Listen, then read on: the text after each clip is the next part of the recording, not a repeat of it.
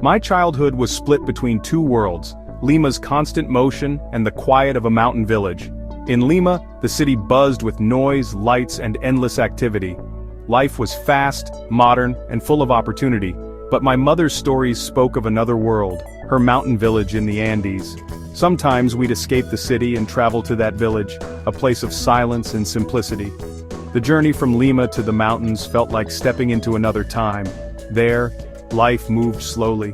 The wind and distant animals replaced the city's noise. Nights were dark but filled with stars, and days meant hard work in the fields. There was no electricity, just candles and kerosene lamps after sunset. Water came from the river, carried up the mountain each day. We farmed, tended animals, and shared what we had with neighbors. Meals were simple, fresh potatoes by the fire, shared with the community. Life was hard, but it was pure and built on helping each other. Between Lima's bustle and the mountain silence, I learned what it meant to belong to two worlds. Despite the beauty of the landscape and the warmth of the community, a dark shadow hung over my mother's village. This peaceful, isolated place was not safe from the troubles that plagued our country. The people lived in a state of constant, unspoken fear, caught between two dangerous forces that treated them with cruelty and disdain. They were simple farmers, people of the earth, but their lives were dominated by the presence of men with guns, who saw their home as a place to be controlled and exploited. This fear was a quiet poison, seeping into the daily routines of life and staining the otherwise tranquil existence of the villagers with a deep sense of unease. One of the threats came from the very people who were supposed to protect them, the military. Soldiers would often arrive in their large green trucks, their boots kicking up dust as they marched into the village square. They were not there to offer help or security. Instead, they came to take what they wanted, acting as if the hard-working villagers owed them a tribute. They would walk through the village with an air of authority, their eyes scanning the small farms for anything of value. Their presence was an intrusion, a violation of the peace, and a reminder to the people that they were powerless against the whims of those in uniform. The soldiers were known for their abuses. They would demand food and supplies without any intention of paying, their requests sounding more like threats. Their favorite targets were the chickens, which they would chase and grab from the yards, laughing as the villagers watched helplessly. To these men, a family's prized hen was nothing more than their dinner for the night, and they showed no remorse for taking a vital source of food and income from people who had so little. The villagers learned to be silent and compliant, knowing that to protest or resist would only bring more trouble, perhaps even violence, upon their families and their homes. But the military was not the only danger. An even more sinister threat came from a group called the MRTA, the Tupac Amaru Revolutionary Movement. They were rebels who claimed to be fighting for the people, but their methods were filled with terror and coercion. They would sneak into the villages at night, their faces often covered, moving like ghosts through the darkness. Their goal was to spread their ideology, and they did so by preying on the most vulnerable, the children. They believed that by capturing the minds of the young, they could build a new generation of followers, loyal to their cause and willing to fight for their twisted vision of the future.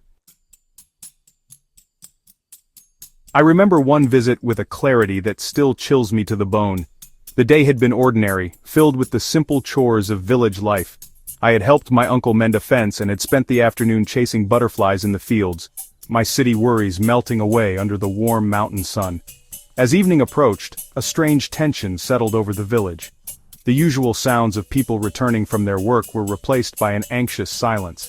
Suddenly, word spread like wildfire. The MRTA was here. They were moving from house to house, their dark figures a terrifying sight in the fading light, looking for new recruits for children to take away. My heart pounded in my chest, a frantic drum against my ribs. My aunt, a woman whose face was usually creased with laughter, grabbed me with a fierce urgency I had never seen before. Her eyes were wide with terror, but her hands were steady. "Quickly, into the storage room," she whispered, her voice trembling. She pushed me into a small dark space behind the kitchen, a room that smelled of dried corn and earthy potatoes. She covered me with old heavy wool blankets, their scratchy texture pressing against my face. "Do not make a sound no matter what you hear," she commanded, her voice barely audible before she closed the door, plunging me into complete and suffocating darkness. From my hiding place I could hear their voices, cold and demanding as they entered our home. They spoke of revolution and justice, but their words were hollow, filled with a menace that made my blood run cold. I held my breath, my small body rigid with fear, praying they would not find me. I listened to my aunt's calm, steady replies as she told them there were no children here, only old folks. Every second felt like an eternity, the weight of the blankets and the darkness pressing in on me.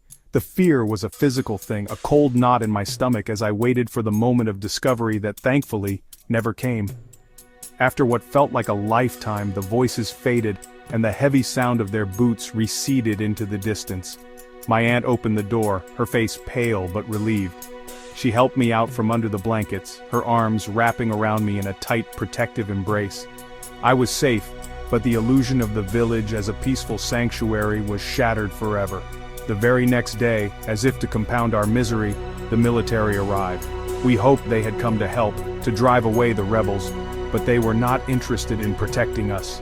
They only wanted food, and soon they were chasing our chickens through the yard, their laughter a cruel mockery of our fear and suffering. My trip ended soon after that terrifying day.